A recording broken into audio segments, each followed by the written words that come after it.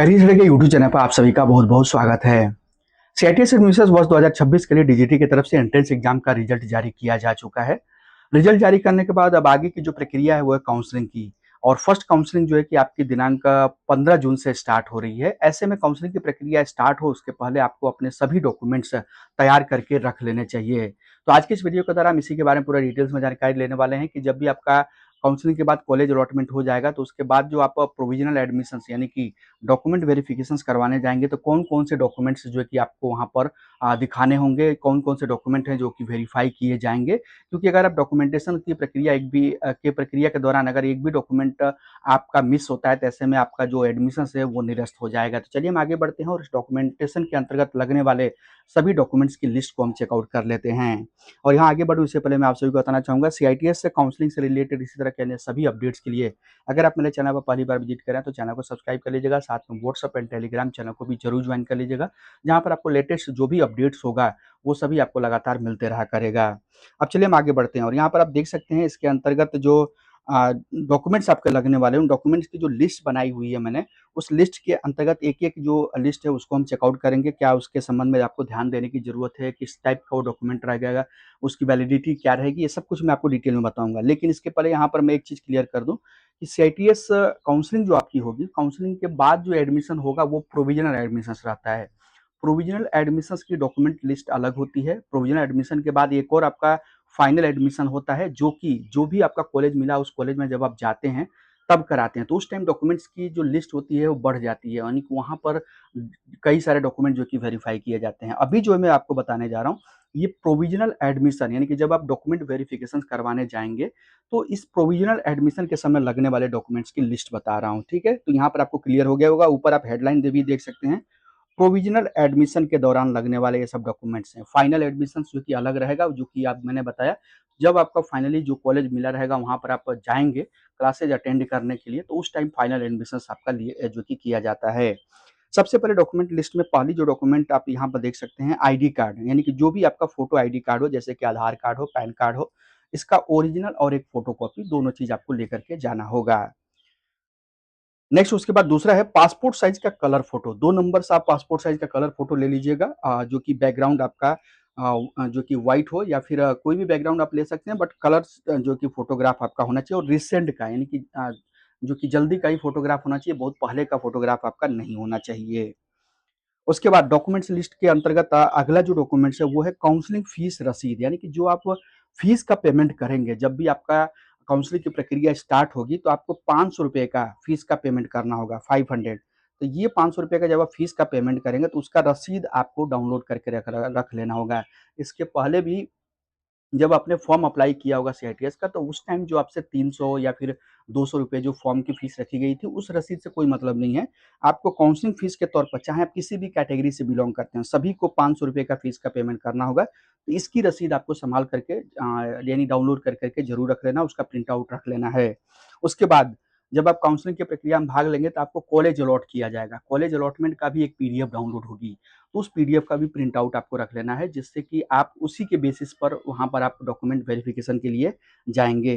तो दोनों चीज़ आपके पास होने चाहिए, काउंसलिंग फीस की रसीद और जो कॉलेज आपको मिला रहेगा, उस कॉलेज अलॉटमेंट की रसीद आपके पास होनी चाहिए।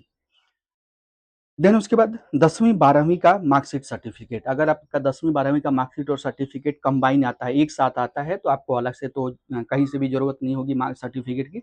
लेकिन जनरली जो है कि पिछले 4-5 सालों से देखा जाए तो जो मार्कशीट सर्टिफ़िकेट होता है, वो आपका कंबाइन आता है, एक साथ आता है। तो आपको 10वीं 12वीं का मार्कशीट सर्टिफ़िकेट का ओरिजिनल एंड फ़ोटोकॉपी दोनों लेकर के जाने हैं, क्योंकि वहाँ पे ओरिजिनल आपका देख कर के वेरीफ़ाई किया जाएगा और फ़ोटोकॉपी रख लिया जाएगा।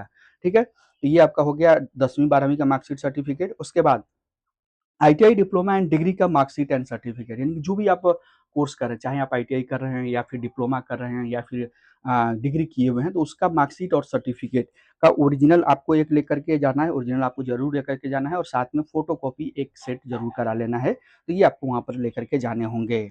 लेकिन आईटीआई डिप्लोमा डिग्री के केस में अगर आप अपीयरिंग में हैं, यानी कि अभी आपका आईटीआई डिप्लोमा या डिग्री फाइनल नहीं हुआ है, अभी आप अपीयरिंग कोर्स आपका चल रहा है, तो ऐसे में आपको अंडरटेकिंग फॉर्म भरने की ज़रूरत होगी। अंडरटेकिंग फॉर्म क्या है, किस तरीके से आपको फिल करना है? ये उन केसेज़ में उन कैंडिडेट को भरना है जो कैंडिडेट अपीयरिंग में होंगे। तो अंडरटेकिंग के को भरने की तथा उसका पीडीएफ फॉर्मेट कैसा होगा, इसके लिए अलग से एक वीडियो के माध्यम से मैं आप सभी को अपडेट प्रोवाइड कर दूँगा, जिसके के माध्यम से आप अंडरटेकिंग फॉर्म को भरने की पूरी प्रक्रिया को समझ पाएँगे और किस तरीके से उसमें और डॉक्यूमेंट उसके साथ संलग्न करना है, कौन-कौन से डॉक्यूमेंट संलग्न करना है, वो भी मैं आपको बता दूँगा। फिलहाल ये आप समझ लीजिए कि अगर आप अपीयरिंग के कैंडिडेट हैं, तो आपको अंडरटेकिंग फॉर्म ये आपको लेकर के जाना होगा। कैसे मिलेगा, किस तरीके से उसको भरना होगा, जैसे कि मैंने बताया एक वीडियो के माध्यम से अगली वीडियो के माध्यम से मैं आप सभी को अपडेट प्रोवाइड करूँगा। नेक्स्ट है ईडब्ल्यूएस सर्टिफिकेट। अगर आप जनरल कैंडिडेट हैं, जनरल के अंतर्गत आते हैं और आप ईडब्ल्यूएस का आरक्षण लिए हुए हैं, तो ऐसे में आपको अपना ईडब्ल्यूएस का ओरिजिनल तथा फोटोकॉपी का सर्टिफिकेट दोनों आपको लेकर के जाना होगा, यानी कि फोटोकॉपी भी और ओरिजिनल भी लेके जाना होगा। और ये जो ईडब्ल्यूएस का सर्टिफिकेट है वो 1 साल के अंदर का होना चाहिए, 1 साल से पुराना नहीं होना चाहिए। यानी कि अगर आप 26 से जा रहे हैं एडमिशन करवाने, तो ये जो 26 का सेशन का है, जो कि हर साल ये जारी किया जाता है ईडब्ल्यूएस सर्टिफिकेट, तो वो आपके पास होना चाहिए। देन उसके बाद अगर आप ओबीसी, एससी या फिर एसटी सर्टिफिकेट यानी कि उसका आप अगर आपने आरक्षण का लाभ लिया हुआ है, इन तीनों में से किसी भी कोट कैटेगरी के अंतर्गत इसका लाभ लिया हुआ है या इसमें से किसी भी कैटेगरी से आप बिलॉन्ग करते हैं, तो इसका ओरिजिनल जो कास्ट सर्टिफिकेट होगा वो और उसकी फोटोकॉपी लेकर के आपको जाना होगा, जो कि 3 साल से अंदर का होना चाहिए, 3 साल से पुराना नहीं होना चाहिए। इस चीज़ को आप मेक श्योर कर लीजिएगा कि अगर आपका कोई भी इनमें से कैटेगरी है ओबीसी, एससी, एसटी, तो आपको इसका ओरिजिनल और फोटोकॉपी सर्टिफिकेट ज़रूर लेकर के जाना होगा। उसके बाद अगर आपने एक्स सर्विसमैन का आरक्षण लिया हुआ है, यानी कि अगर ऐसे कैंडिडेट जिनके माता-पिता आर्मी में रह चुके हैं और उसका अगर आपने एडवांटेज लिया हुआ है, इसमें अगर आपने कोटा लगाया हुआ है, तो ऐसे में उसका भी आपको ओरिजिनल तथा फोटोकॉपी का सेट वहाँ पर लेकर के जाना होगा। अगर आपने आरक्षण का लाभ लिया है तो, अदरवाइज़ ये आपके लिए मैंडेटरी नहीं है। उसकी उसी तरीके से अगला जो है सर्टिफिकेट ये है पीएच सर्टिफिकेट। पीएच का मतलब होता है फिजिकली हैंडीकैप्ड यानी विकलांग कैंडिडेट।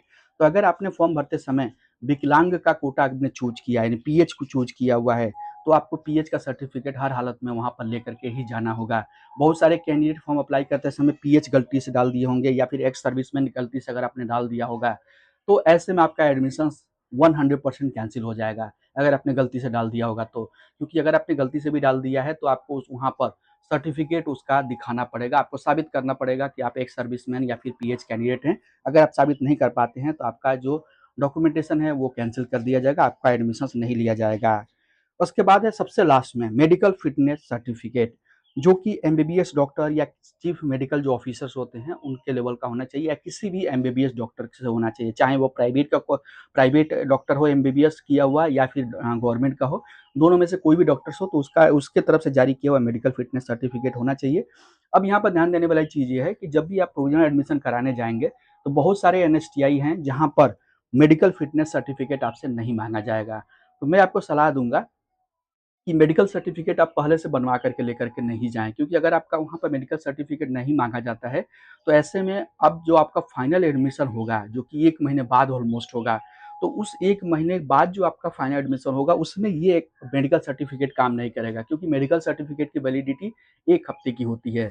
तो ऐसे में अगर आप यहाँ पर जाते हैं एनएसटीआई में प्रोविज़नल एडमिशन कराने और अगर आपसे मेडिकल सर्टिफिकेट माँगा जाता है, तो आप वहीं किसी डॉक्टर को तुरंत पकड़ लीजिए, बाहर जाइए, कॉलेज के कैंपस से बाहर जाइए और वहाँ पर आप जाकर के किसी एमबीबीएस डॉक्टर से तुरंत आप अपना मेडिकल चेकअप कराते हुए और आधे घंटे के अंदर मेडिकल सर्टिफिकेट वहाँ से बनवा सकते हैं और आप वहाँ पर जमा कर दें। तो ये आपको इसलिए बता रहा हूँ क्योंकि इसमें आपका पैसा खर्च ना हो, पैसा खर्च हो तो सही तरीके से उसका यूटिलाइज़ हो, नहीं तो आपका अगर मेडिकल सर्टिफिकेट घर से बनवा के लेके जाते हैं और वहाँ पर मेडिकल सर्टिफिकेट आपसे नहीं माँगा जाता है, तो ऐसे में वो मेडिकल सर्टिफिकेट आगे आपका किसी काम का नहीं आएगा और पैसा भी आपका वेस्ट जाएगा। इसलिए मैं कह रहा हूँ कि जब भी आप एनएसटीआई में जाएँ अपना प्रोविज़नल एडमिशन कराएँ तो वहीं के वहीं ऑन द स्पॉट तुरंत अपना मेडिकल सर्टिफिकेट बनवा कर दें अगर उनसे माँगा जाता है तो। क्योंकि ये जो सर्टिफिकेट है मेडिकल का, ये मैंडेटरी नहीं है, बहुत सारे एनएसटीआई में नहीं माँगा जाता है, तो इसलिए मैं ये कह रहा हूँ कि मेडिकल सर्टिफिकेट पहले से आप बनवा करके लेकर के ना जाएँ। तो ये सारे लिस्ट हैं जो कि आपको प्रोविज़नल एडमिशन कराते समय जो भी एनएसटीआई पर आप जाएँगे अपना एडमिशन करवाने, तो ये सारे डॉक्यूमेंट्स आपको लेकर के जाने होंगे। तो उम्मीद करता हूँ वीडियो के माध्यम से प्रोविज़नल एडमिशन के समय लगने वाले सभी डॉक्यूमेंट्स के बारे में आपको यहाँ पे क्लैरिटी मिल गई होगी। इसके बावजूद भी अगर कोई डाउट है तो आप मुझसे कमेंट करके सवाल कर सकते हैं।